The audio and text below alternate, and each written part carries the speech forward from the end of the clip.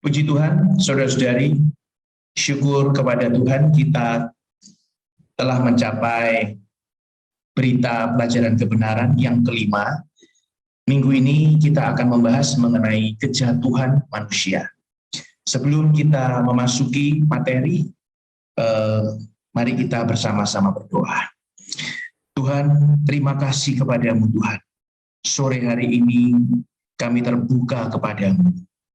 Tidak hanya kami memasuki poin-poin kebenaran mengenai tahap-tahap kejatuhan manusia di hadapan-Mu, Tuhan, tetapi Engkau boleh mencelikkan kami melihat makna intrinsik dari kejatuhan manusia tahap demi tahap ini, sehingga kami boleh diperingatkan dan boleh dihindarkan dan diselamatkan dari prinsip kejatuhan manusia di hadapan-Mu.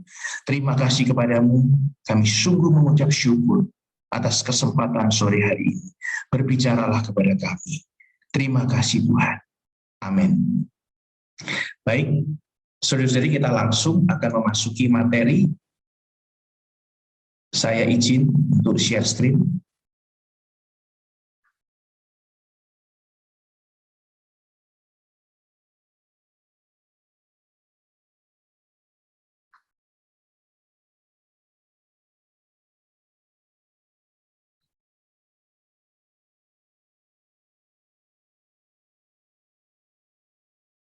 Nah, saudara-saudari, sore hari ini kita akan membahas mengenai kejatuhan manusia. Di dalam bab ini, kita akan melihat kejatuhan manusia ada 4 tahap.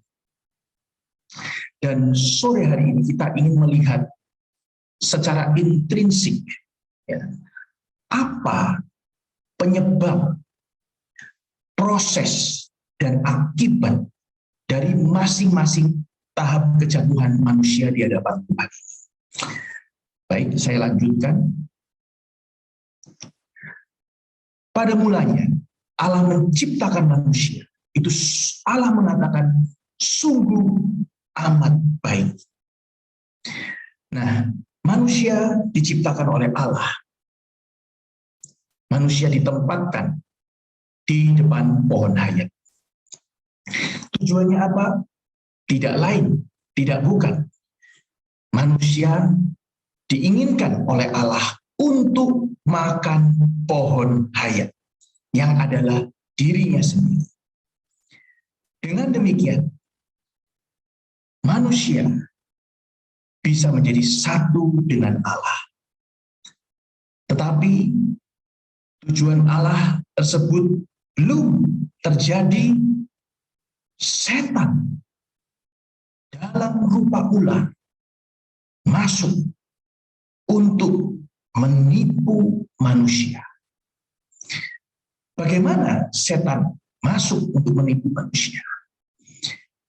Dalam rupa ular, setan mendekati manusia dan membawa manusia untuk berkontak dengan pohon pengetahuan, yaitu yang baik dan yang jahat. Singkat kata, setan menipu manusia sedemikian rupa sehingga Hawa waktu itu, ya, yang perempuan, ya, tertipu oleh si setan, sehingga manusia makan buah pohon pengetahuan baik dan jahat.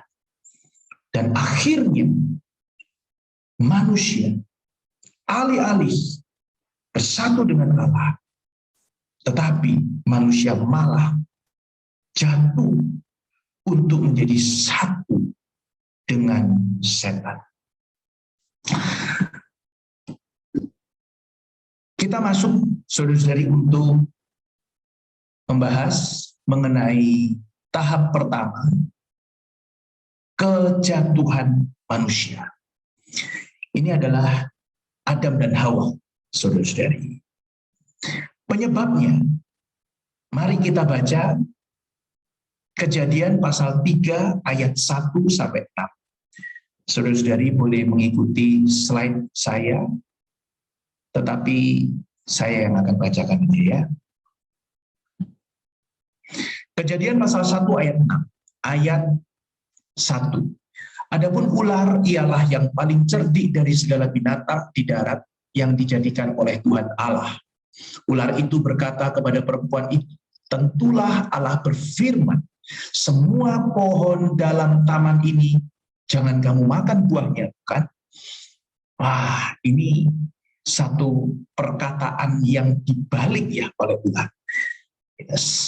Lalu sahut perempuan itu kepada ular itu, buah pohon-pohonan dalam taman ini boleh kami makan. Tetapi ayat yang ketiga, tentang buah pohon yang ada di tengah-tengah taman, yaitu buah pohon pengetahuan, Allah berfirman, jangan kamu makan ataupun raba buah itu, nanti kamu mati. Ayat yang keempat, tetapi ular itu berkata kepada perempuan itu, sekali-kali kamu tidak akan mati. Nah, ayat yang kelima, tetapi Allah mengetahui bahwa pada waktu kamu memakannya, matamu akan terbuka, dan kamu akan menjadi seperti Allah, tahu tentang yang baik dan yang jahat. Ayat yang ke-6, perempuan itu melihat bahwa buah pohon itu baik untuk dimakan dan sedap kelihatannya. Lagi pula pohon itu menarik hati karena memberi pengertian. Lalu ia mengambil dari buahnya dan dimakannya dan diberikannya juga kepada suaminya yang bersama-sama dengan dia, dan suaminya pun memakannya. Nah, saudara-saudari, penyebab dari tahap pertama kejatuhan Adam dan Hawa, prinsip makna intrinsik adalah yang pertama adalah rayuan si iblis. Bagaimana si iblis merayu manusia yang adalah perempuan itu yang bernama Hawa? Iblis mengajukan pertanyaan kepada perempuan. Ya. Dia mengatakan, bukankah pohon-pohonan semua di dalam taman ini tidak boleh kamu makan, bukan? Nah, ini pertanyaan ini sungguh memutarbalikkan perkataan Allah.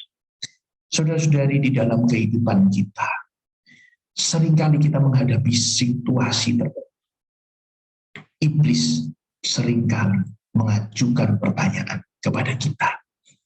Ya, pikiran kita bertanya-tanya, terus bertanya-tanya.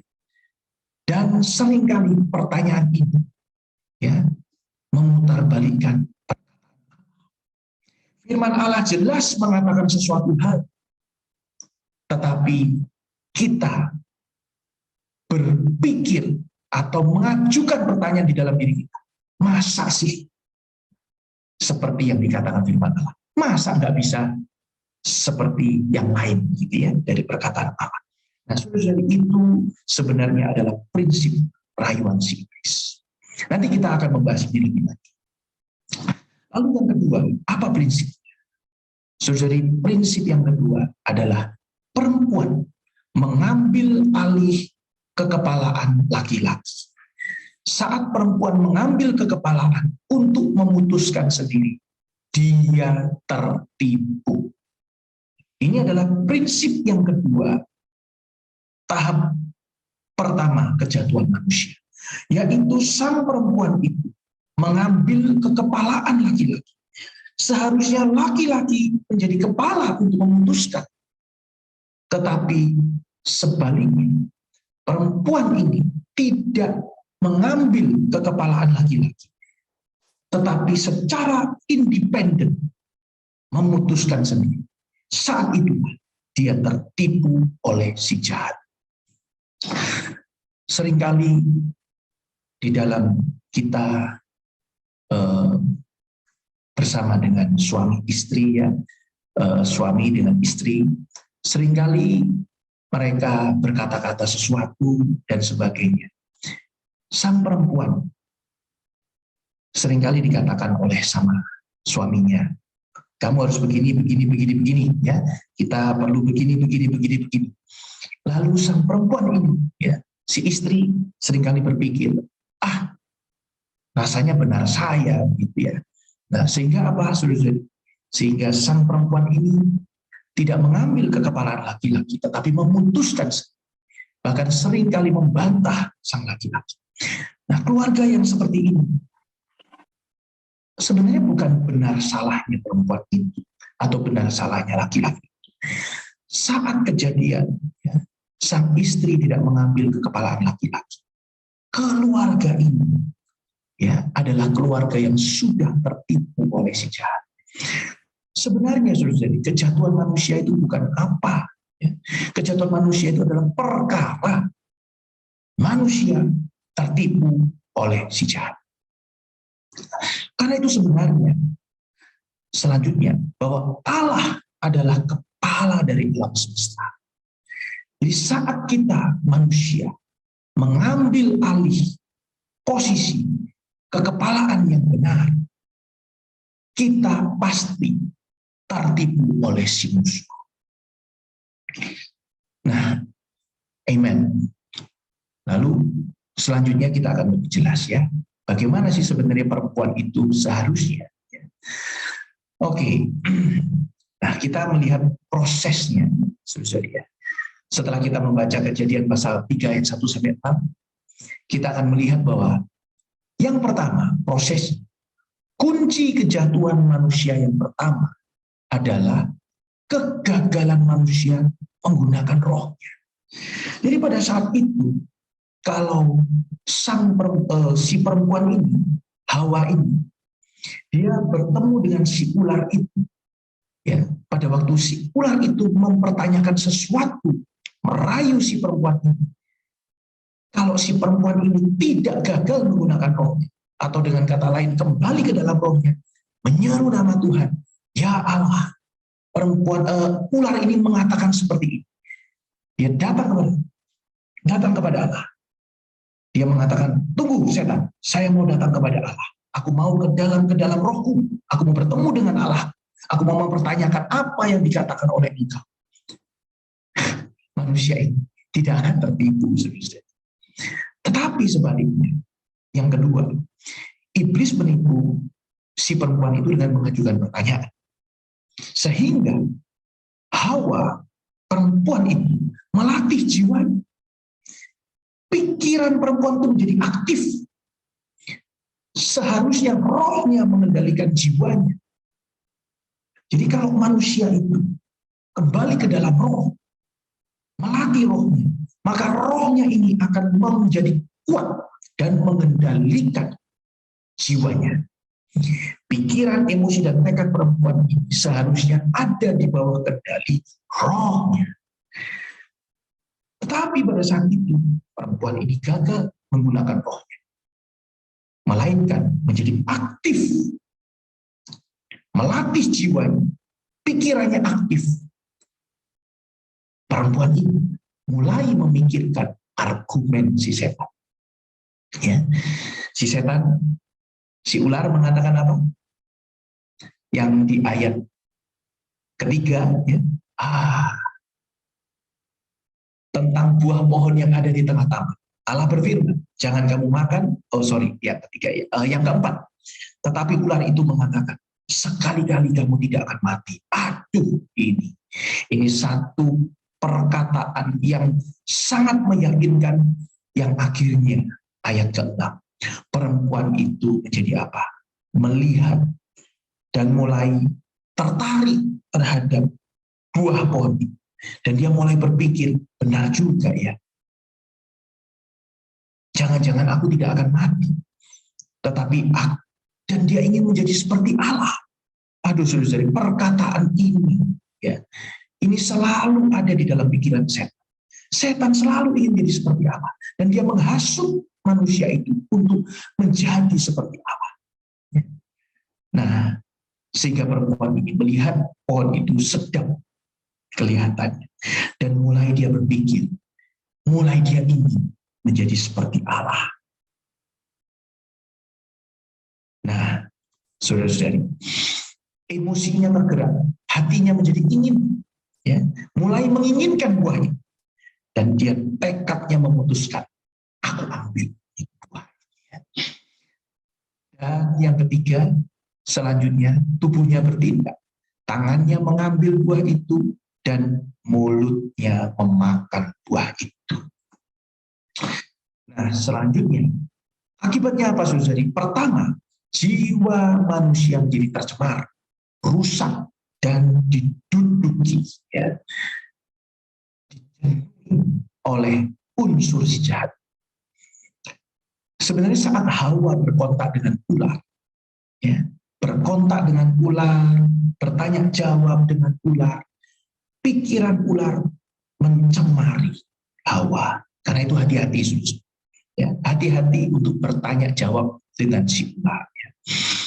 Yang kedua, tubuh berubah secara sifat karena unsur setan ditambahkan ke dalam manusia. Manusia menjadi daging, ya, tubuhnya menjadi daging. Ketiga, roh manusia menjadi mati. Mati, fungsinya mati. Ya. Roh manusia itu mempunyai fungsi untuk berkontak dengan Allah. Inilah yang mati fungsi. Roh manusia tidak bisa leluasa lagi berkontak dengan Allah. Yang keempat, manusia disebut berdosa. Yang kelima, manusia menerima hukuman. Tidak hanya ular menerima, perempuan juga menerima hukuman, sakit bersalin. Laki-laki juga menerima hukuman, dia akan susah payah membara petaka.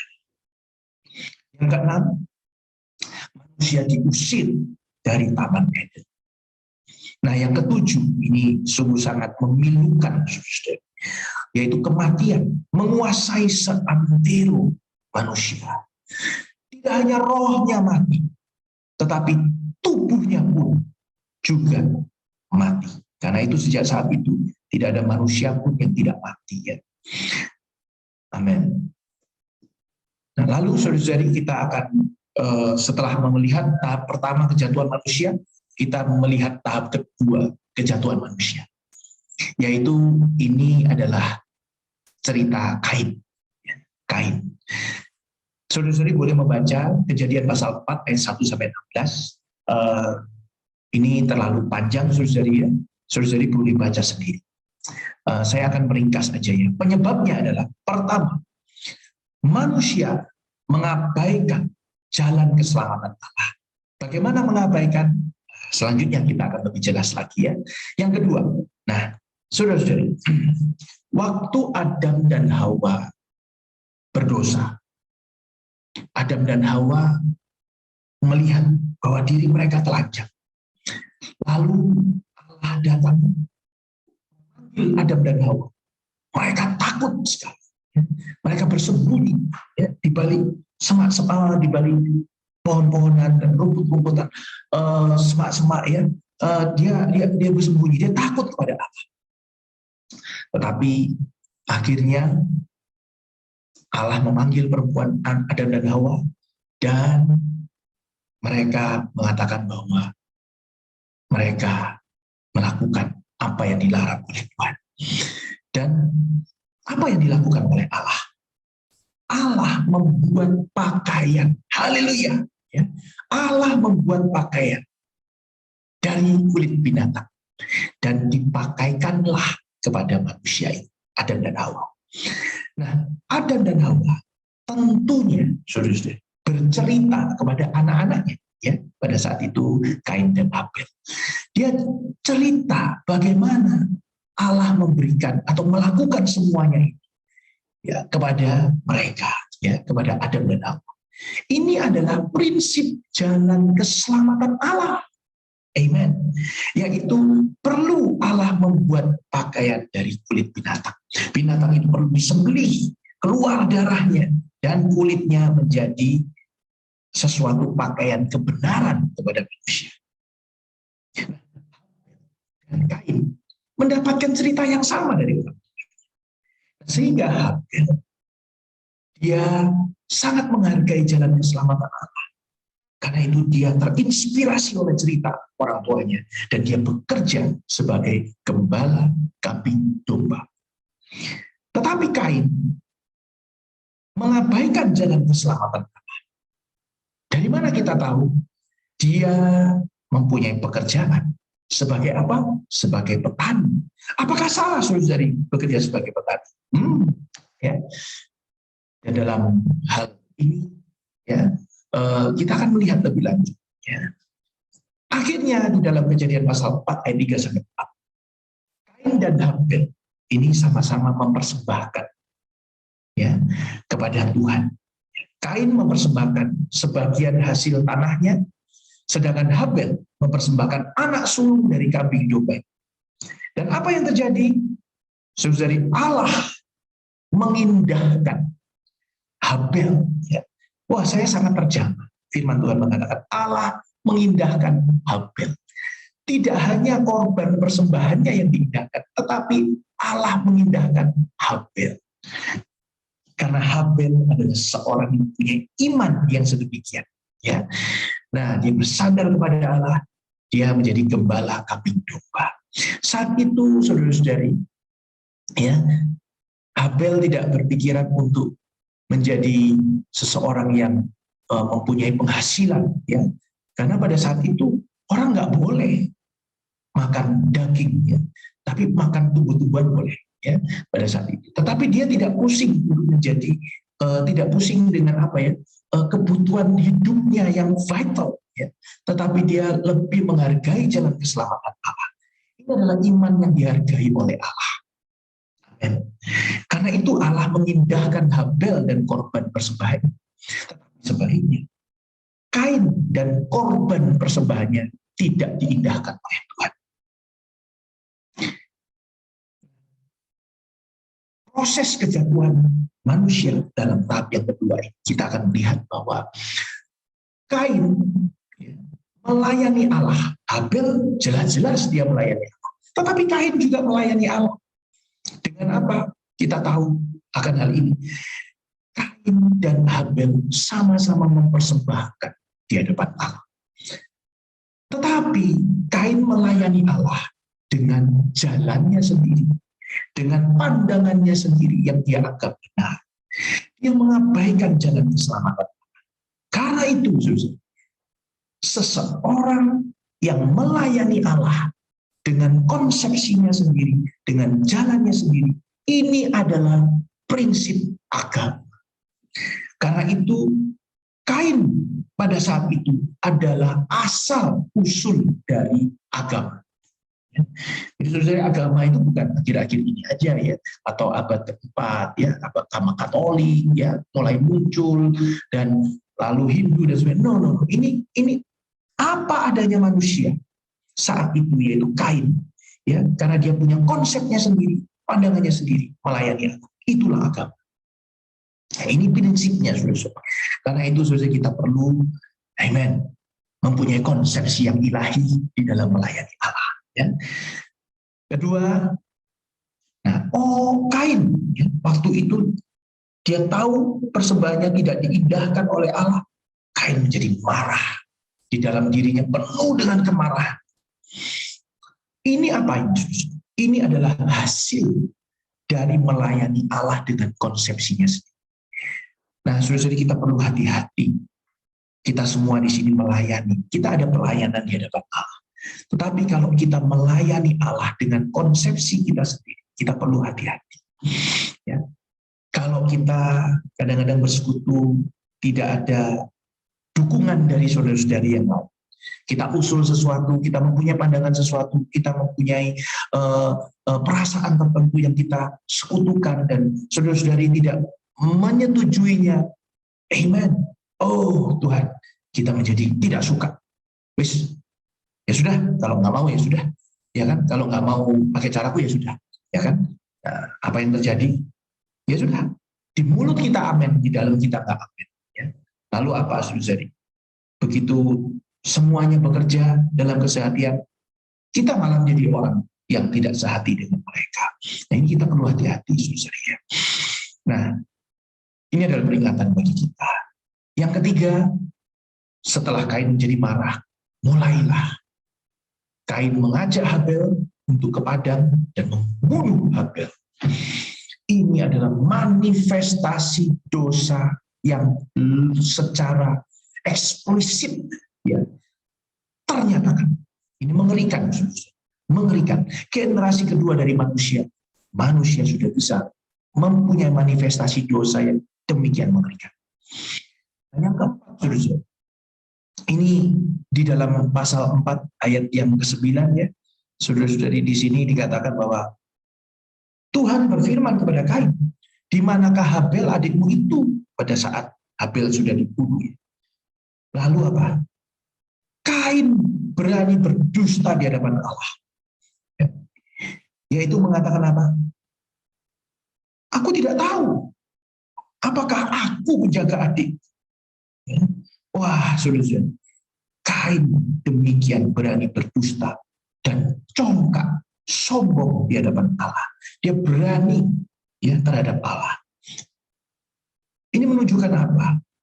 Ini menunjukkan kejatuhan manusia yang lebih dalam dari kejatuhan yang pertama. Adam dan Hawa waktu jatuh dalam dosa, mereka itu takut kepada Allah dan mereka bersembunyi di hadapan Allah.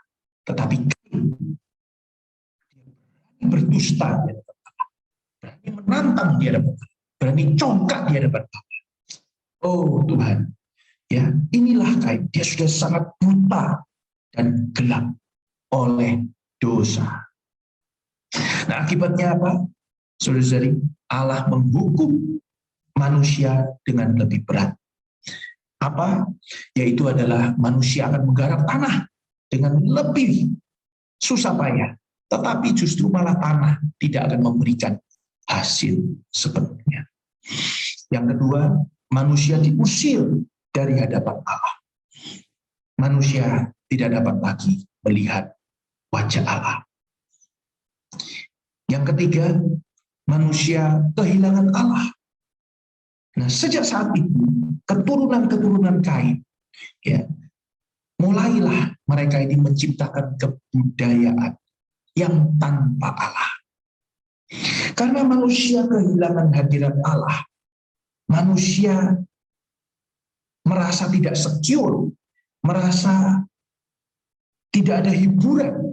Karena itu manusia pada saat itu, keturunan-keturunan Kain, dituliskan di situ, mereka itu mulai bisa menciptakan kebudayaan alat musik, bisa menciptakan senjata. Nah, saudara-saudari, karena mereka sangat berdosa, mereka berbuat dosa satu dengan yang lain.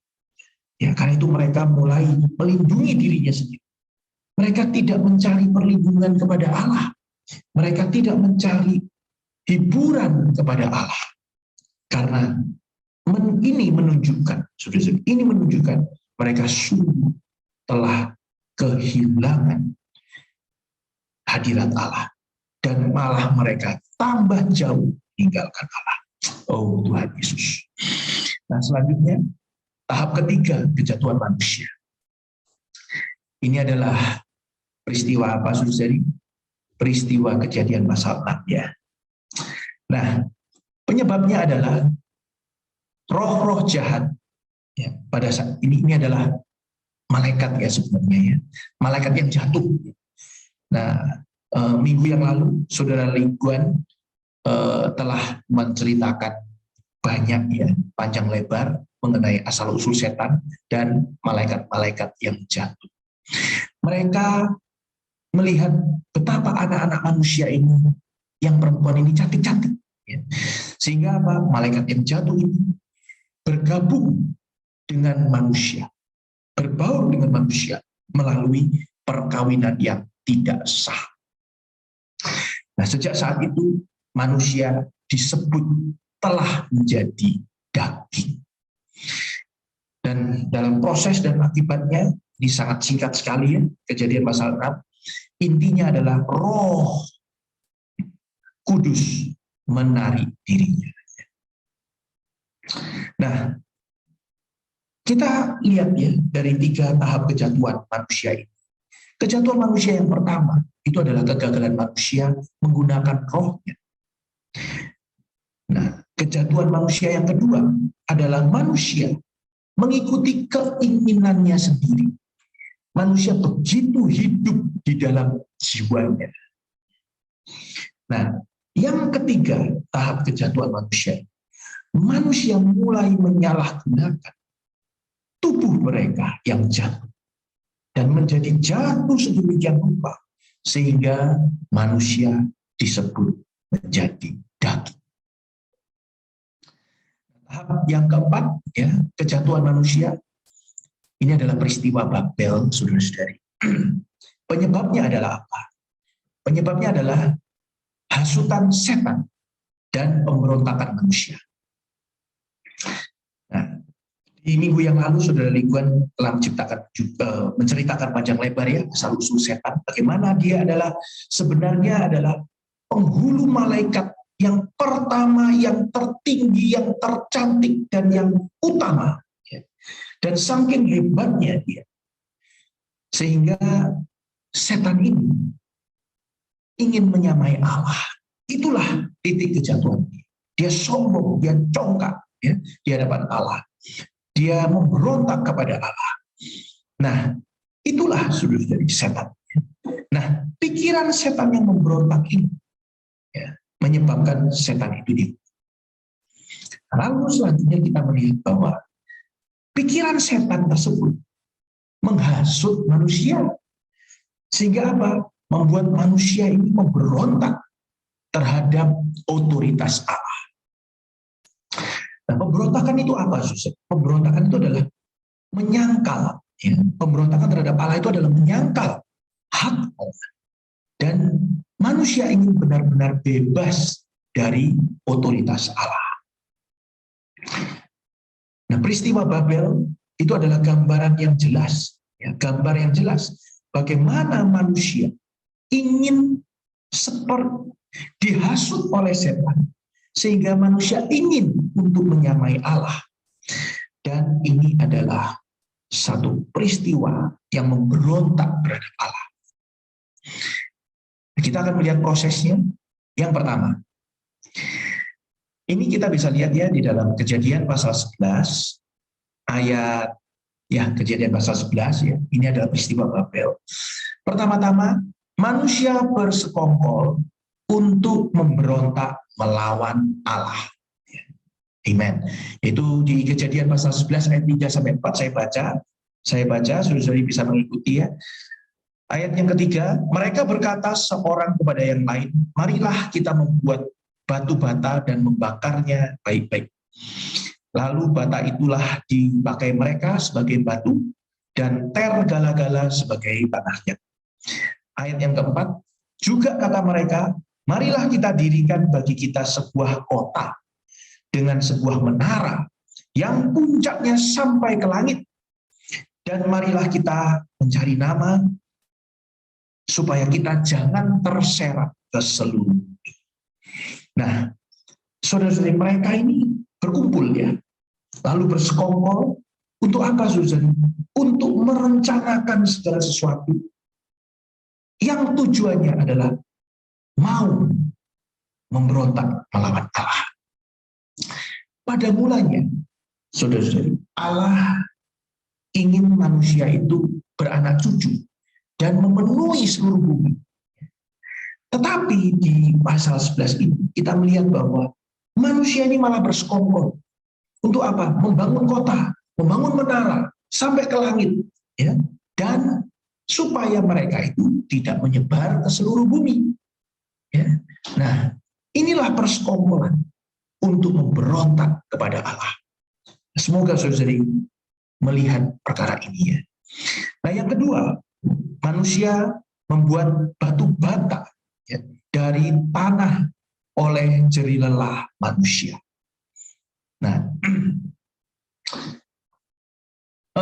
batu bata itu, saudara, itu asalnya itu adalah dari bumi, ya. Sumbernya dari bumi. Bumi ini telah jatuh. Nah, karena itu manusia mengambil sesuatu dari bumi yang telah jatuh. Dan oleh jeri lelah dia membuat, dia membakarnya dan sebagainya sehingga menjadi batu buatan manusia untuk mendirikan kota dan menara itu. Ya. Nah, ini berlawanan dengan ketetapan Allah, saudara-saudara. Bangunan Allah itu selalu terbuat dari batu. Ya. Batu bata dibuat manusia dari bumi yang telah jatuh. Manusia membangun kota dan menara Babel dari batu bata. Ya, berarti manusia ini menggantikan ketetapan Allah dengan jeri lelahnya sendiri. Yang Allah mau adalah bangunan Allah terbuat dari batu. Ya, di dalam Petrus mengatakan bahwa kita ini adalah batu yang hidup. Saudara-saudara, kita ini adalah bahan bangunan Allah yang rohani. Ya. Nah, Yerusalem baru, kita melihat bahwa malah Yerusalem baru terdiri dari batu permata yang indah, batu permata yaspis. Ya, wow, saudara-saudari, batu itu sumbernya adalah dari Allah. Tetapi manusia membangun kota, sumbernya dari bumi yang jatuh. Dan sebenarnya manusia perlu bersandar kepada Allah untuk menjadi batu yang hidup, yang mulia itu. Tetapi manusia dengan jeri lelahnya sendiri membangun bangunannya sendiri.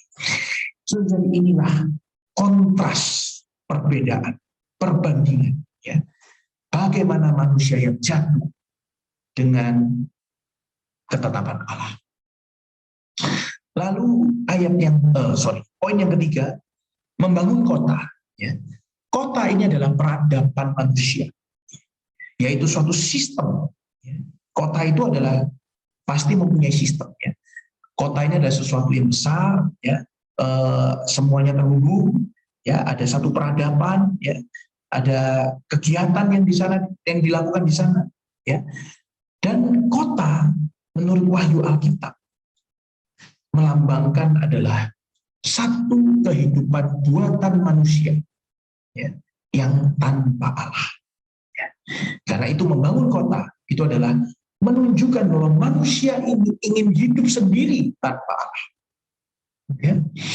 Nah, lalu selanjutnya poin yang keempat adalah membangun menara. Nah, membangun menara itu menyatakan apa? Yaitu menyatakan penyangkalan terhadap Allah.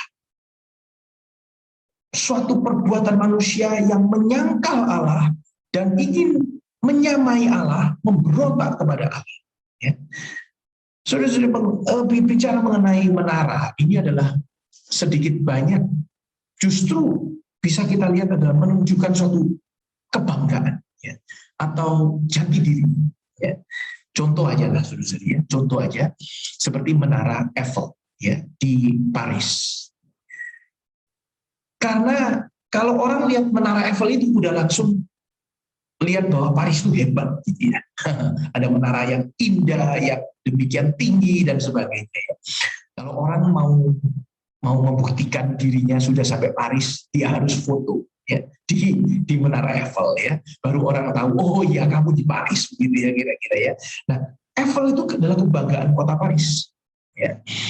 Lalu juga ini apa?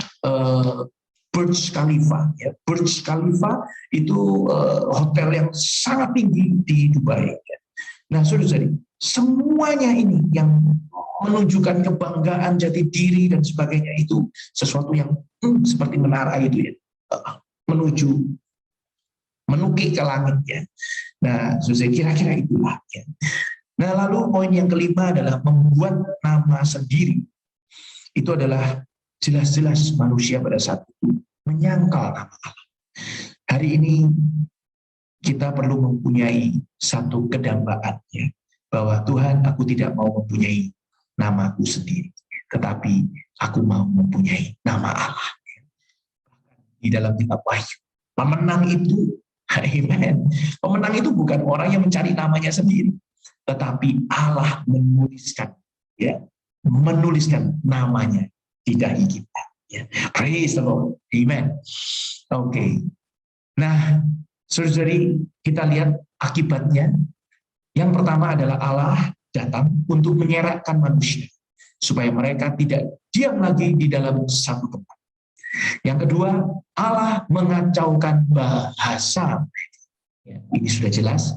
Yang ketiga, kekacauan didatangkan, dan kota itu akhirnya disebut Babel. Ya, artinya kekacauan. Kesimpulan dari semuanya ini adalah manusia di tahap kejatuhan yang keempat sungguh telah jatuh ke titik yang paling rendah. Allah tidak dapat melakukan apapun untuk memulihkan ras Adam yang jatuh. Akhirnya apa? Allah melepaskan ras Adam dan memanggil ras Abraham sebagai pemimpin ras yang baru untuk menggenapkan tujuannya di dalam dan melalui manusia. Amen. Yang terakhir, semoga saudara-saudari dengan mengenal makna intrinsik dari 4 tahap kejatuhan manusia, kita semua dapat diselamatkan dari prinsip-prinsip kejatuhan manusia di hadapan Tuhan. Sungguh mulia bagi Tuhan. Haleluya. Amin. Demikian persekutuan saya, saudara-saudari. Saya akan stop screen ya, saudara-saudari. Amen. Amen.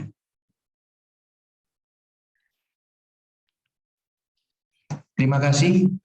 Mungkin selanjutnya kita akan memasuki sesi atau saya kembalikan ke host ya. Apakah ada sesi tanya jawab atau tidak? Tuhan berkati kita semua. Amin. Amin. Terima kasih Saudara Sian, Tuhan berkati. Baik saudari, kita akan buka sesi tanya jawab. Silakan saudari, kita akan buka seluas-luasnya. Ini masih kita ada waktu, baru 5.17, masih ada sekitar mungkin 40 menit ya untuk bisa ada sesi tanya jawab, atau nanti ada saudara lain bisa lebih memperkaya berita ini. Saya persilakan saudari bebas kalau mau bertanya bisa raise hand, kemudian buka videonya, lalu silakan bertanya. Kalau tidak memungkinkan buka video tidak apa-apa, audionya saja silakan bertanya. Atau kalau memang mau opsi lain adalah silakan untuk mengisi kolom chatnya ya. Silakan kolom chatnya bisa di chat, baik itu kepada saya atau kepada secara umum ya, ke everyone juga bisa. Persilakan saudari bebas untuk bertanya. Amin.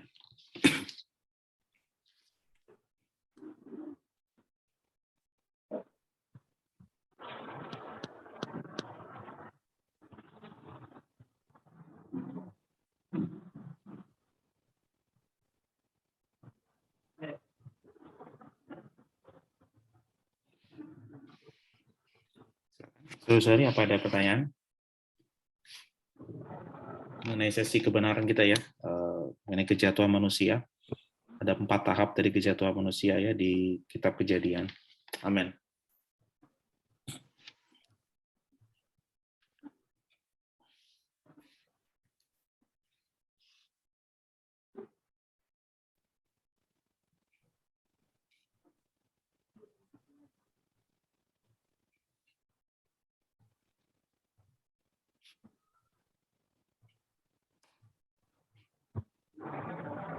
Amin.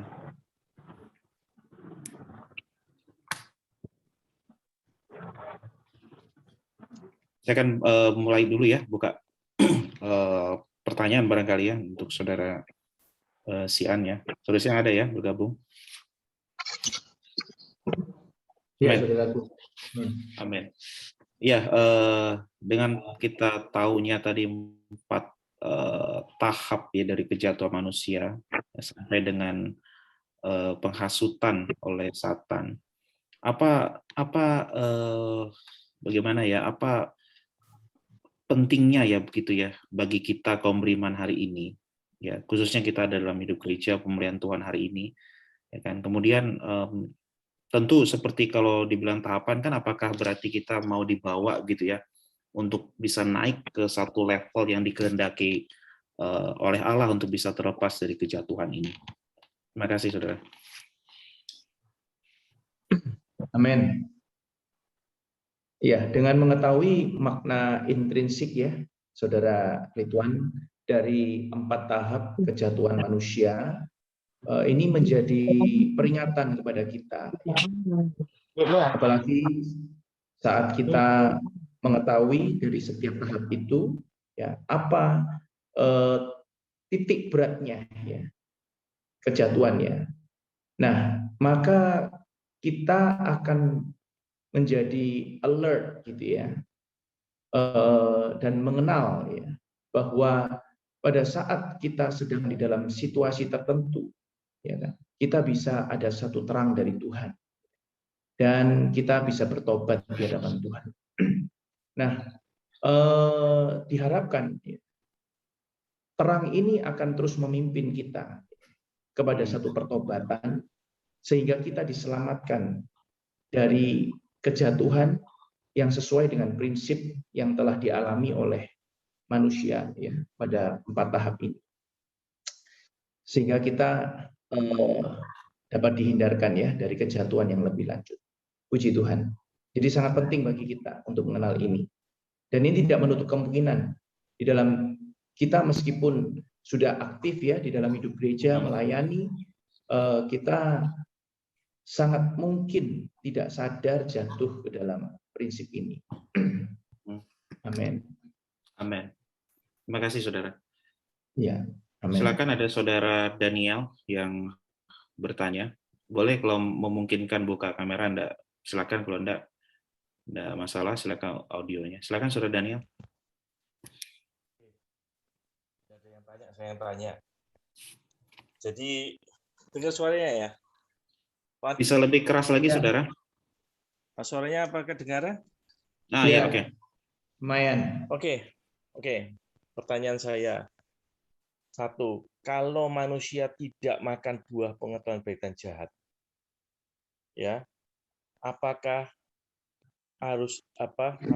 perlu Allah berinkarnasi menjadi manusia? Pertama. Yang kedua, kalau tidak ada manusia tidak makan buah pengetahuan baik dan jahat, ya toh, bagaimana iblis bisa dilemparkan ke dalam kematian yang kedua yang lubang tanpa dasar? Karena tidak ada pemenang, karena semua sudah menang. Mereka seolah-olah hidup bersama dengan si Satan, dengan si ular itu, ya kan? Berarti kan tidak ada. Ini pengandaian ya. Jadi saya karena saya pernah berbicara dengan orang ya mengenai ini, ada pertanyaan demikian. Yang ketiga, ini lucu lagi. Saya pernah ngabarkan Injil ke orang, dia berkata ya cukup reasonable, cuma ya kita jawabannya pasti karena Allah memberikan kita kebebasan untuk memilih. Sebenarnya kalau kita tahu bahwa Allah itu maha tahu, ini pertanyaan orangnya, Allah maha tahu. Sebenarnya Allah tahu bahwa manusia pasti berdosa. Karena Allah maha tahu. Ya, di luar kita bicara bahwa ini kebebasan. Orangnya bercerita pada saya, ini bukankah ini skenario dari Tuhan? Ini pertanyaannya. Bukankah Allah sudah tahu sebenarnya? Apakah ini memang skenario Tuhan supaya harus ada keselamatan yang datang sebagai Allah, sebagai manusia untuk menjadi menolong manusia dia tersalib? Apakah ini memang skenario dari Allah? Gitu kan? Itu pertanyaan, saya sampaikan pertanyaan orang ya pada saat saya mengabarkan Injil bagi orang bicara mengenai kejatuhan manusia ini. Nah, mungkin saudara atau saudari bisa tambahkan ya, berikan jawaban. Amin. Puji Tuhan. Amin. Terusnya nangkap pertanyaan ya. Ya, 4 pertanyaan ya berarti ya. Amin. Amin. Nah, ini sebenarnya pertanyaan yang tricky sekali ya. Amin. Gimana ini saudara-saudara?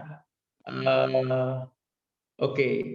Tadi kan ditanyakan pertama ya, kalau manusia tidak makan buah pohon pengetahuan baik dan jahat ya, apakah Allah masih perlu untuk berinkarnasi menjadi manusia?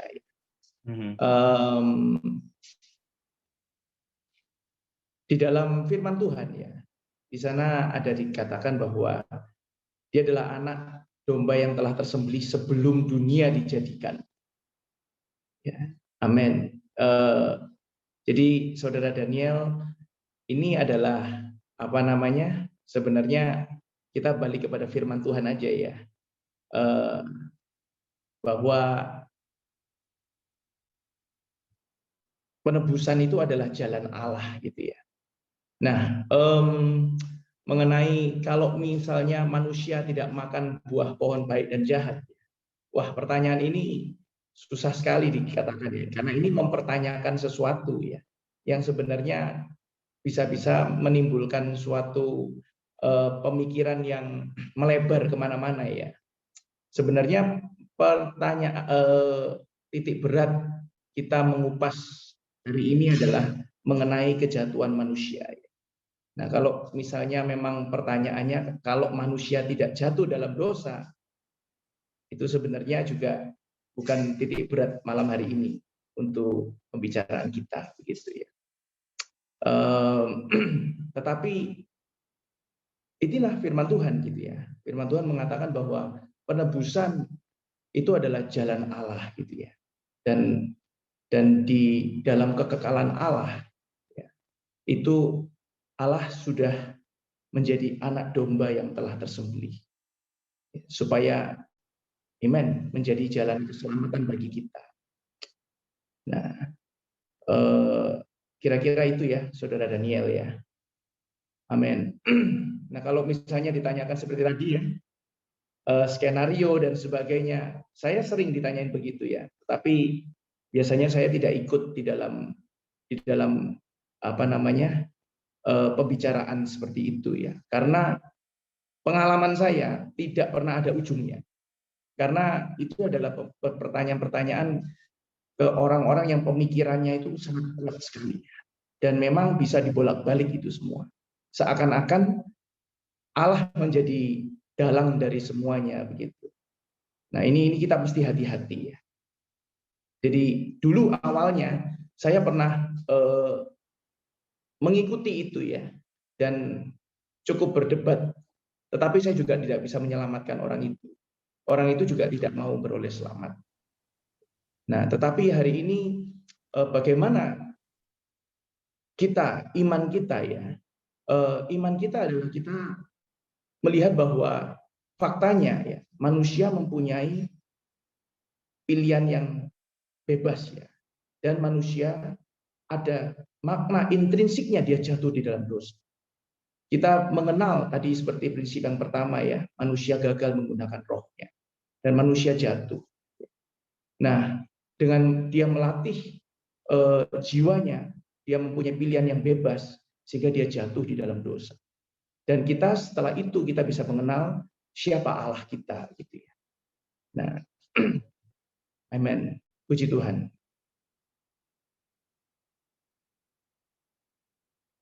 Mungkin saudara-saudara yang lain boleh menambahkan. Pada yang mau menambahkan, saudara? Amin. Saudara William Bejo, mau bertanya atau menambahkan, silakan. Menambahkan saya. Menambahkan. Cuman saya nggak tahu ya. Saya pernah dapat pertanyaan serupa dari mahasiswa saya soalnya. Nah, ini jawaban yang saya berikan, saya nggak tahu apakah ini tepat atau tidak. Kalau misalnya kurang, bisa tolong ditambahkan ya. Jadi saya memang pernah ditanya juga kayak gitu ya. Kok kira-kira gimana ya kalau misalnya pada saat itu Hawa itu tidak keliru. Dia tanya sama Adam, kan berarti nggak jadi. Nah, kebetulan saya dapat pertanyaan itu setelah saya mendengar ya penjelasan dari saudara kita ya. Jadi ada satu saudara yang cerita ya waktu itu saya ikut training dengan saudara itu ya. Terus saudara ini bilang, ya itu penentuan Tuhan ya. Maksudnya ya semua kedaulatan Tuhan lah. Pernah sampai manusia jatuh. Tapi kalaupun manusia tidak jatuh, Tuhan tuh pasti ada rencana. Nah, kita nggak perlu berandai bagaimana pemikiran Tuhan karena kita ini manusia. Kita bukan Allah. Jadi kita nggak perlu berandai-andai. Nah, kita berfokus saja kepada apa yang tertulis di Alkitab. Di Alkitab tertulis bahwa manusia sudah jatuh. Jadi itu jawaban yang saya berikan kepada mahasiswa yang waktu itu tanya sama saya bilang, ya kalaupun manusia tidak jatuh dalam dosa, Allah pasti ada rencana lain karena Allah kan punya kebutuhan ya untuk menanggulangi musuh. Kita nggak tahu bagaimana caranya. Tapi sekarang kita tidak perlu malah jatuh lagi ke dosa pikiran kita. Kita lihat apa, kita amin aja terhadap apa yang tertulis di situ bahwa manusia itu jatuh. Ya udah, kita amin aja terhadap perkataan itu. Itu yang saya berikan ya jawabannya. Nah, nggak tahu itu jawabannya cukup tepat atau misalnya kalau kurang boleh tambahkan ya, karena itu pertanyaan juga sering ya kita jumpai ya. Amen. Saya coba jawab ya, saudara-saudara. Amin. Sebenarnya sumber pertanyaan itu siapa? Iblis ya. Sumber pertanyaan itu adalah Satan. Satan mengeluarkan satu perkataan yang menimbulkan satu pertanyaan yang memancing Hawa dengan memutarbalikkan firman Tuhan. Jadi, kita akan berpikir, kan sah-sah saja kita bertanya. Betul. Tapi ketika kita bertanya kepada sesuatu yang sudah ditetapkan oleh Allah sejak dunia belum dijadikan, dan pertanyaan itu mengatakan seandainya. Saudara-saudari, kalau kita tanggapi jujur, saya pribadi mengatakan kita sudah masuk dalam perangkap setan. Kenapa? Karena itu akan memperhidupkan pikiran alamiah kita yang sudah jatuh. Dan itu kalau kita ikuti, fatal. Itu kalau kita ikuti, kita bisa menjadi orang Kristen yang, oh iya ya, nah itu. Seperti siapa? Hawa. Ya. Jadi saudara-saudari, kalau dikatakan kalau gitu dibalik semua ini Allah lah yang skenarionya. Betul. Memang faktanya demikian. Allah menciptakan dunia sejak belum dijadikan, Allah juga sudah memilih manusia. Semua itu sudah dirancang oleh Allah demikian sempurna. Jadi kita sebagai manusia ciptaan, Allah sang pencipta, sang sumber segala sesuatu, kita ini cuma harus belajar satu. Percayalah bahwa apa yang sudah Allah atur pada manusia itu mendatangkan kebaikan bagi setiap manusia yang mengasihi Dia. Walaupun secara jasmania, alamiah, kasat mata, itu kadang-kadang membuat tidak cocok di hati kita. Bahkan bisa membuat kita itu menderita. Ya, tapi seperti FKKP selama 1 minggu ini di hari minggu kelima hari keempat, dikatakan supaya kamu dibaharui dalam roh dan pikiranmu. Nah, itu perasaan saya, saudari. Jadi, jawaban si Antu memang benar. Jawabannya William Bejo juga benar. Kalau kita ikuti, akhirnya akan pekerjaan Satan yang sangat licik sebagai makhluk rohani itu, dia akan perlahan-lahan membuat kita sendiri ini loh menjadi bertanya. Iya ya? Iya ya? Tanpa disadar, kita masuk perangkap setan itu. Amin, saudara-saudari. Jadi kita yang paling penting harus apa? Melatih roh pikiran kita. Jangan sampai pikiran kita itu melebar kemana-mana. Tadi Sian kan bilang ya, bisa jadi melebar ke mana-mana. Ya, betul. Sian apa Bejo? Sian ya? Iya, iya saya. Ya, itu betul. Itu betul, saudari ya.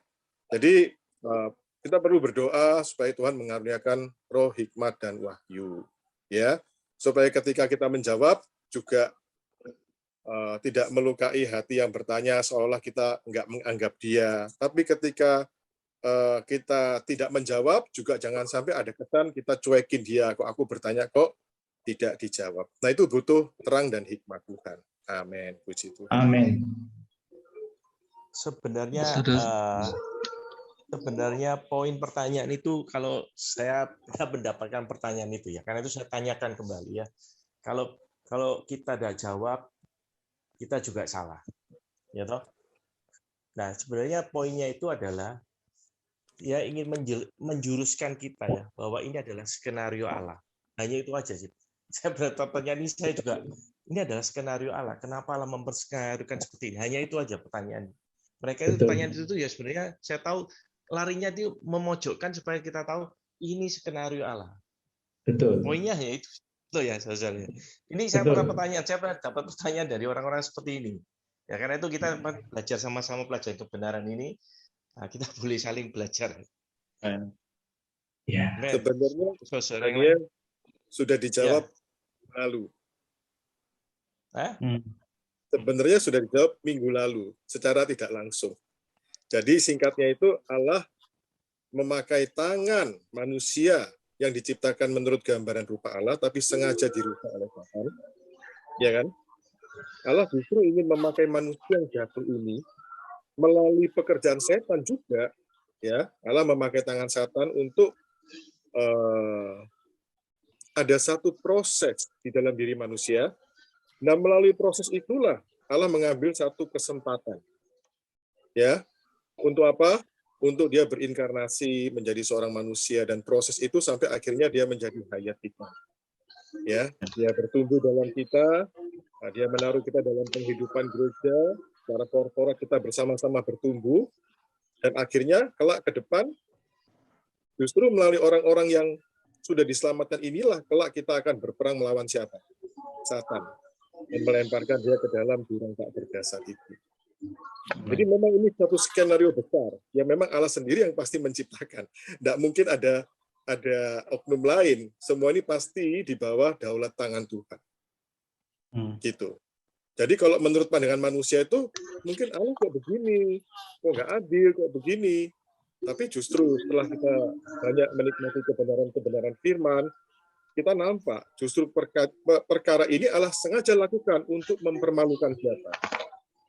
Ya musuh Allah itu sendiri. Amin. Menambahkan tadi ya, tadi yang apa? Saudara Sian sebutkan itu kan menggunakan Wahyu 13 ayat 8. Nah, kalau pakai bahasa Indonesia itu kurang kuat ayatnya. Jadi seseorang boleh bukakan dalam bahasa Inggris. Karena tertulis sangat jelas di dalam bahasa Inggris itu, kalau diterjemahkan bebas, bahwa ada tertulis di kitab kehidupan dari anak domba yang telah disembelih sejak dunia dijadikan. Nah, jadi kata-kata itu di Indonesia nggak muncul, cuma telah disembelih. Jadi orang bisa debat kan. Jadi sebenarnya kalau kita bantu orang itu, buka aja ayatnya, tunjukin. Lalu kita tanya kembali, menurut kamu ayat ini apa? Oke, dia kan, oh iya ya. Nah, tapi kalau memang Indonesia kurang tepat, kurang terjemahannya kurang tajam, bukakan dalam bahasa Inggris. Itu salah satu cara. Khususnya kalau mereka memang mencari ya, mereka punya konsep-konsep loh. Itu kan kayak seperti konsep predestinasi ya, penentuan alam yang tak bisa digugat, tidak bisa diganggu oleh manusia kan. Sepertinya semua Allah ya betul, tapi separuh betul kan. Tapi kita bahwa itu telah disembelih sejak dunia dijadikan. Nah, di sana jelas bahwa sudah disembelih. Alasannya lalu kenapa kan? Ini adalah kemahatauan Allah berarti kan. Allah ketika ciptakan manusia dia tahu manusia akan mengarah ke sini kan, sudah dijadikan, sudah disiapkan. Jadi bukan kecelakaan. Jadi bukan seperti, tuh salah dibikin, tahu-tahu bikin dosa, sudah kamu Allah salah satu, kamu deh, jadi tunggal kamu mati deh. Nah, sepertinya kayak kecelakaan kan. Enggak. Allah tahu resikonya sudah. Resiko sudah Allah ketahui. Karena dia maha tahu kan, dia sudah sampai ujung, dia sudah lihat. Tapi memang itu resiko yang Allah pilih kan. Ketika Allah menciptakan manusia dan kehendak bebas. Lalu kemudian masalah kalau manusia nggak bikin dosa, memang tadi betul sih gitu. Ada orang itu cuma iseng, kalau iseng nggak usah dilayani. Kita ngomong ini faktanya sudah terjadi, ngapain kita iseng berputar-putar kembali kan? Allah nggak pernah main-main sama manusia. Jadi memang kembali lagi kalau orang niat debat, kita kadang ketemu yang model aliran-aliran yang merasa dia tahu Alkitab kan, susah. Saya tadi ngomong menurut mereka tahu Alkitab kan, kita ikut Alkitab kok. Nanti terakhir dia ngomong, ini saya ngomong nyebut merek aja lah. Pak Tong ngomong begitulah. Saya ngomong kamu ngomong Alkitab, tapi nanti ujung-ujungnya kalau Alkitab dibukain kamu ngomong Pak Tong. Jadi kamu ikut siapa? Terakhir tetap walaupun dibuka Alkitab dia nggak mau juga, tetap ngomong ya sudah kita nggak usah nggak usah pusing habiskan tenaga. Tapi kalau yang seeking ones nggak apa-apa. Mereka begitu dibuka biasanya mereka oh iya ya. Selama ini mereka banyak yang nggak tahu bahwa ada fakta-fakta yang penting dalam Alkitab yang mewahyukan sesuatu yang penting. Nah lalu perkara apa yang Sian bahas kan pohon kehidupan sebenarnya kan ada masalah kan, harusnya manusia kan menikmati pohon kehidupan adalah gambar dari lambang dari Allah sendiri sebagai hayat. Nah artinya manusia itu harusnya memang makan buah pohon kehidupan, itu memang rencana Allah bahwa Allah harus masuk ke dalam manusia ya kan? Dan memang ya itu tadi dalam perlambangan semua kan wahyu ya, sebuah cerita bukan dongeng, tapi fakta dibalik terselip sebuah wahyu.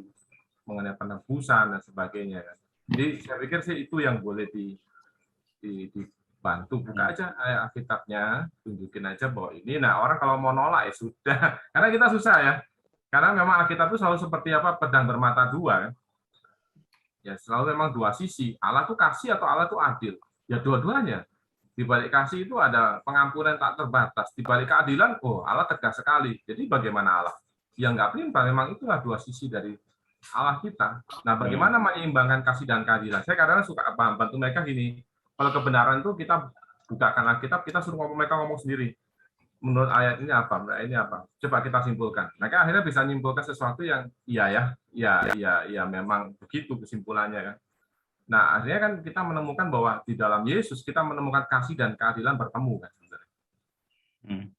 Ya, oke. Itu saya tambahkan. Kita lanjut saudara ke pertanyaan selanjutnya via chat ke saya ya. Sebelumnya ya puji Tuhan ya. Saya izin bantu jawab ya. Oke, singkat saja saudara Henry ya, mungkin. Ya. Karena ada pertanyaan selanjutnya. Saya pernah dengar di podcast itu kan kita tahu Allah itu punya ekonomi, Allah punya hasrat hati, yaitu Allah mau menyalurkan dirinya ke dalam manusia yang dilambangkan dengan pohon kehidupan. Jadi meskipun manusia waktu itu tidak jatuh dalam dosa, tapi manusia itu masih kosong. Jadi saudara itu berkata Allah masih perlu proses supaya Allah dari roh itu bisa menyalurkan hayat ke dalam manusia. Demikian saudara-saudara. Amin. Ya, saya tambahkan, saudara. Ya. Jadi sebetulnya untuk menjawab pertanyaan-pertanyaan ini itu harus kembali kepada pelajaran yang dua pelajaran sebelum ini ya, mengenai penciptaan Allah. Jadi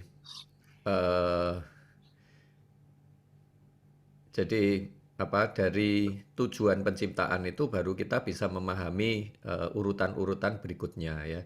Jadi bahwa Allah itu tidak membiarkan secara konspirasi begitu ya.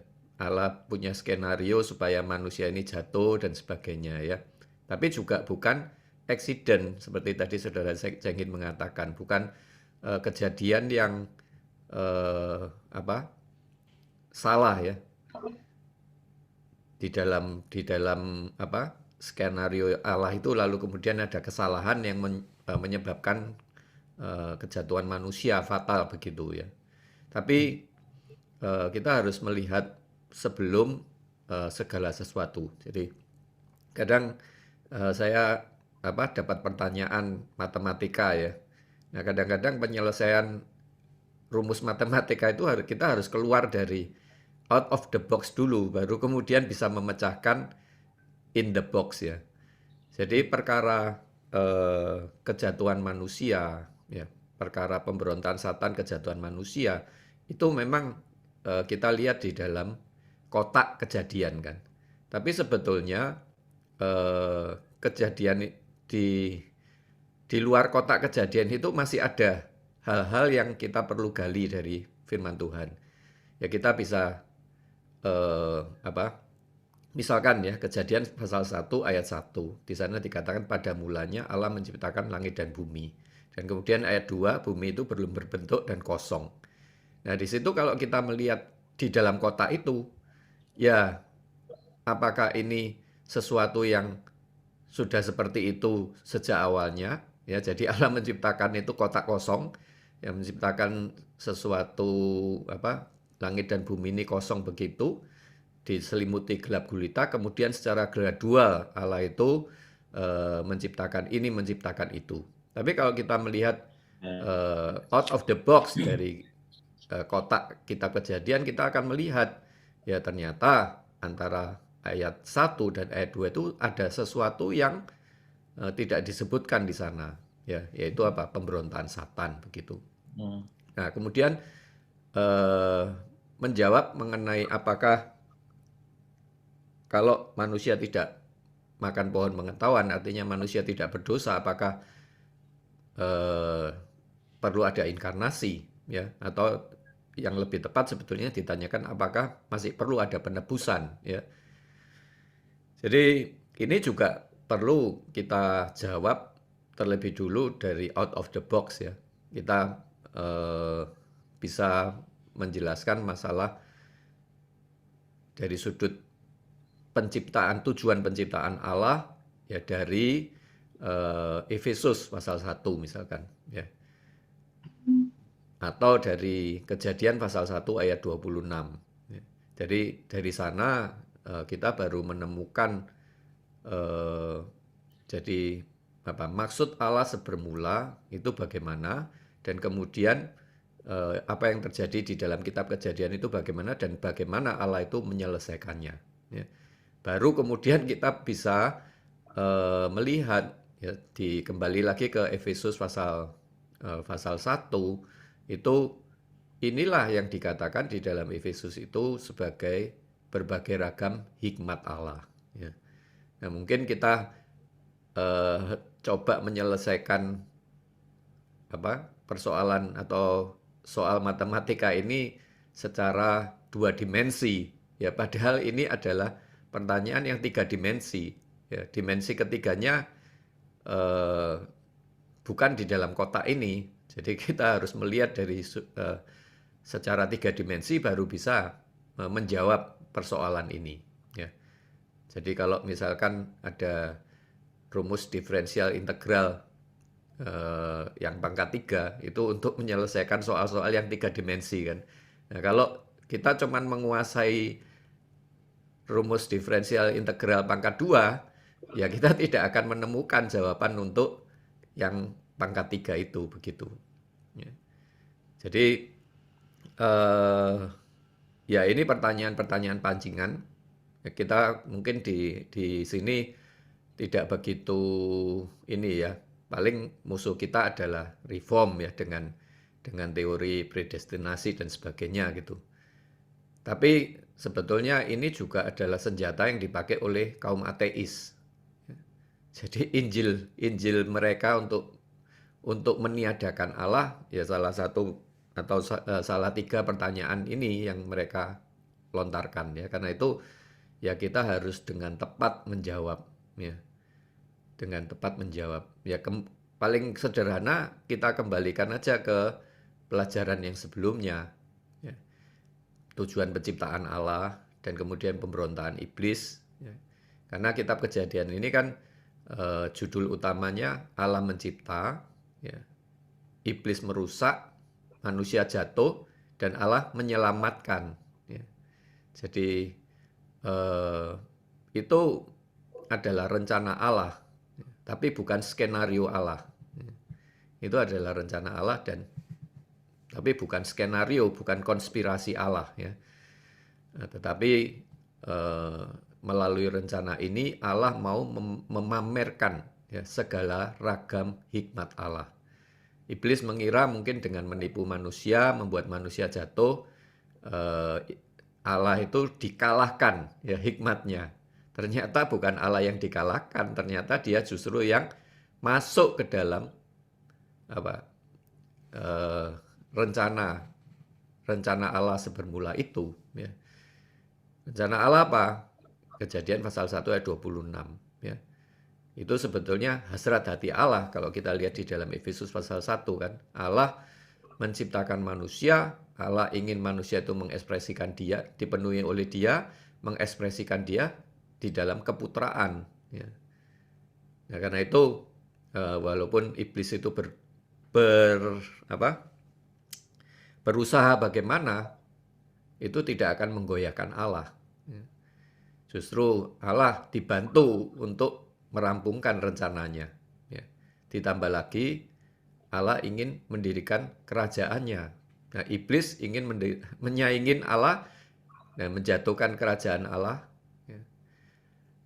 Menggagalkan kekuasaan Allah, tapi sebaliknya, ya, dia justru melalui manusia yang ditipunya ini, keturunan perempuan itu akhirnya malah meremukkan kepala ular, ya. Jadi itulah, ya, jawaban out of the box, yaitu berbagai ragam hikmat Allah itu yang kita harus jawab dulu ya. Nah, kita itu sebagai jawaban kita gitu. Baru kemudian pertanyaan-pertanyaan yang di dalam kotak itu bisa ya terpecahkan semua, nggak ada dalih lagi ya. Amen. Amin. Tuhan menyatakan berbagai ragam hikmat Allah. Baik, saya lanjut ya. Ada pertanyaan yang masuk tadi. Apakah sebelum dunia dijadikan itu sama dengan sebelum bumi dengan segala isinya diciptakan? Ada pertanyaan demikian. Mungkin ada yang bisa jawab nih. Apakah sebelum dunia dijadikan itu sama dengan sebelum bumi dan segala isinya diciptakan? Bisa dipahami ya, selesaikan pertanyaannya. Ya. Oke. Amin. Saudara-saudara, di pandangan Allah ya, saya coba jawab pertanyaan ya. Di pandangan Allah itu adalah kekal. Konsep waktu Allah dengan kita itu nggak sama ya. Jadi different dimension, ya waktu kita adalah detik sekarang sama detik yang lalu udah beda gitu, maju terus begitu ya. Tetapi konsep kekekalan Allah kita nggak bisa tahu. Di dalam firman Tuhan ya kan, ya dikatakan seperti itu gitu ya. Tetapi apakah bumi sebelum dijadikan dan sebagainya? Kalau bahasa Inggrisnya before the foundation of the world ya. Jadi betul ya. Sebentar ya, saya mau cari dulu. Mungkin saudara. Betul ya. Efesus 1:4. Efesus 1. Mengenai kalau anak domba tersembelih itu sejak itu. From the foundation. From the foundation of the world ya. Sebetulnya bahasa Indonesia terjemahnya juga sudah tepat, cuman terbalik. Itu yang di Wahyu ya. Wahyu pasal berapa ya? Saya. Di Wahyu coba saya 13 ayat 8. Berapa? 13 ayat 8. Wahyu pasal 13 ayat 8. Iya, betul ya, ya. The Lamb who was slain from the foundation of the world ya. Iya.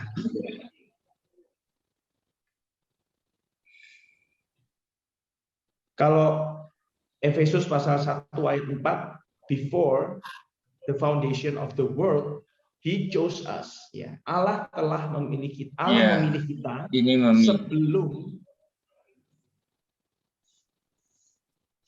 the foundation of the world ya. Oke, saya ini sekarang jadi jelas ya. Nah, jadi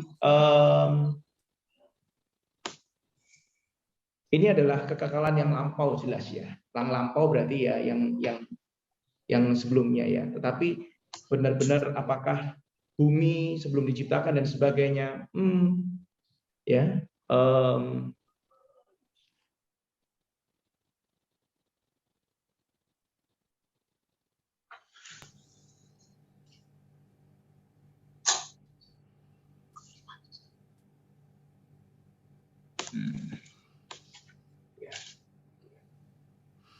Ya, Allah menciptakan langit untuk bumi, bumi untuk manusia untuk Allah. Ya, jadi ya, memang betul. Jadi sebelum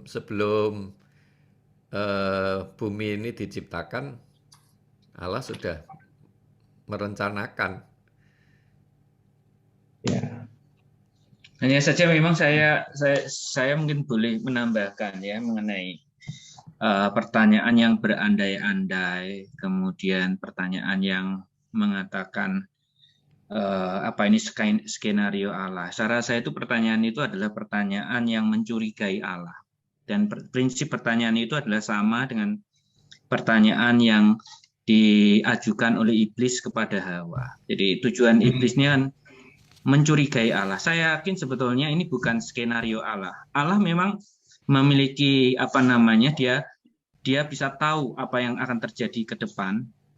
Tetapi saya yakin itu bukan skenario Allah. Ya, jadi itu bukan skenario Allah, tetapi Allah tahu bahwa apa yang dia sudah kerjakan itu dia akan menghadapi hal-hal yang terjadi sedemikian. Ya. Jadi kalau yang prinsip pertanyaan ini kan sebetulnya adalah yang keluar dari orang yang tidak mempercayai Allah. Memang berasal dari sesuatu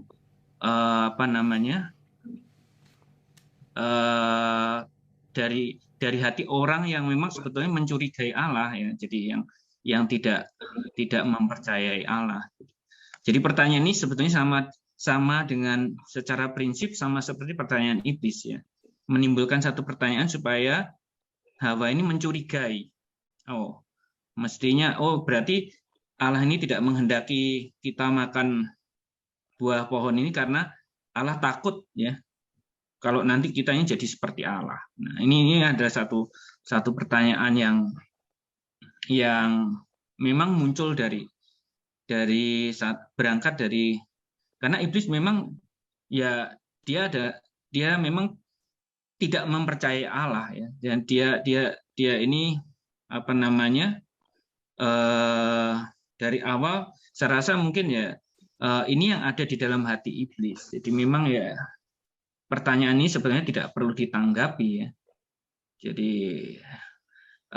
kita hanya perlu memberikan sesuatu kepada mereka yang mencari Allah, ya. Jadi dan memiliki satu hati percaya kepada Allah.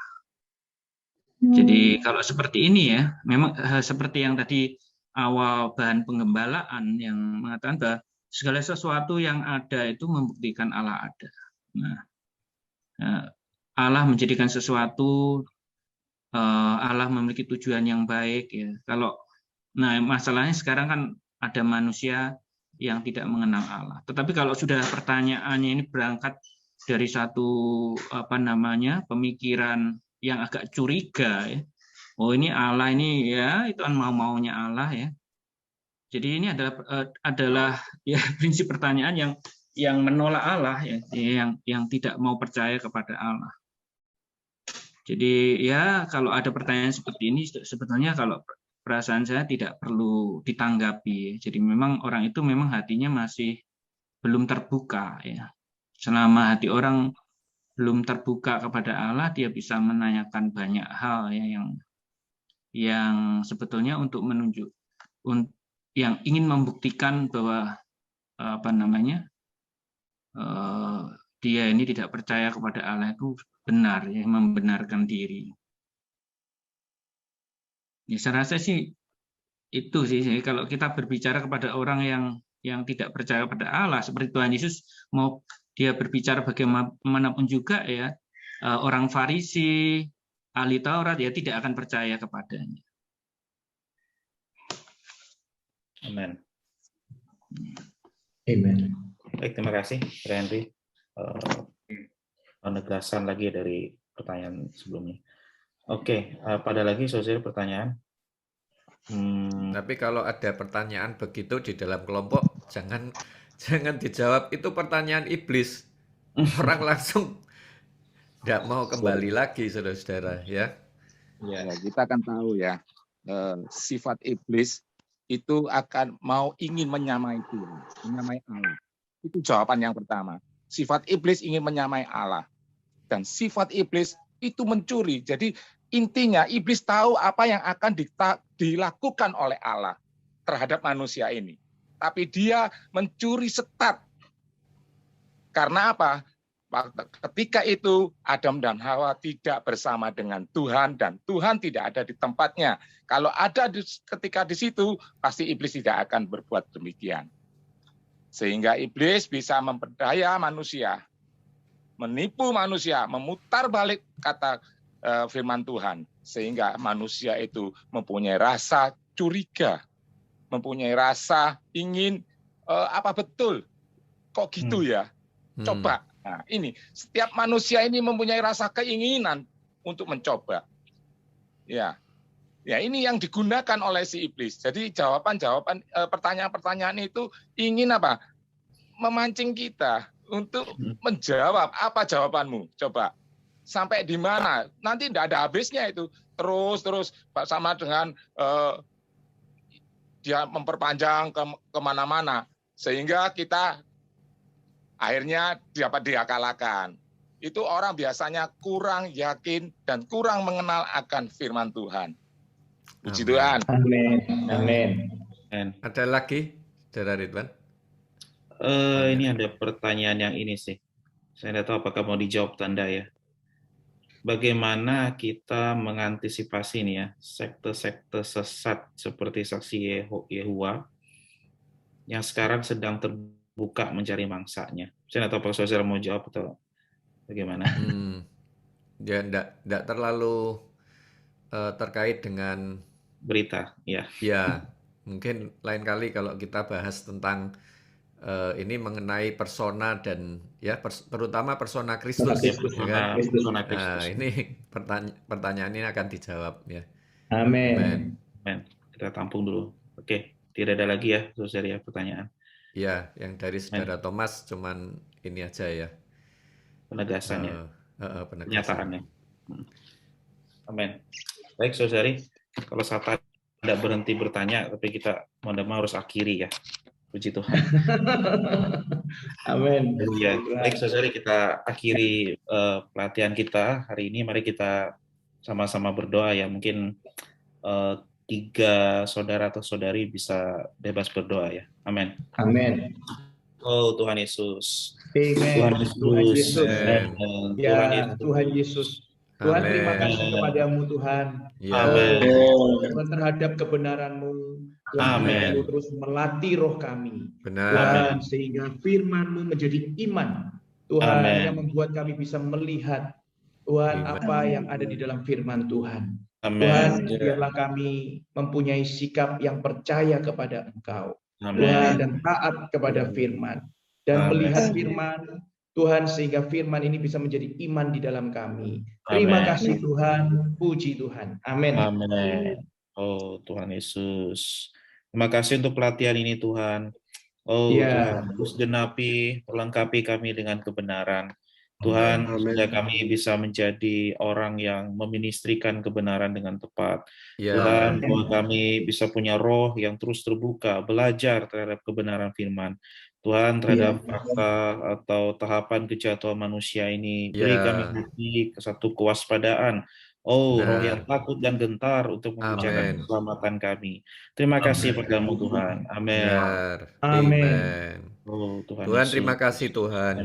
Meskipun manusia jatuh sedemikian rupa, tetapi anugerah-Mu Tuhan, Tuhan, menjangkau lebih dalam dari kejatuhan manusia. Terima kasih atas keselamatan-Mu yang begitu besar, karena kasih-Mu yang begitu besar Tuhan. Meskipun manusia berdosa, Tuhan, Dikau sudah mati, Dikau sudah menyiapkan penebusan. Sehingga kami ada jalan untuk kembali kepada Allah. Terima kasih Tuhan. Amin. Amin. Terima kasih Tuhan. Puji Tuhan. Saudari, jangan lupa nanti jam 7 ada pengayaan ya. Ini malam ini ada, besok malam 2 berita ya. Amin. Memberkati saudari. Memberkati.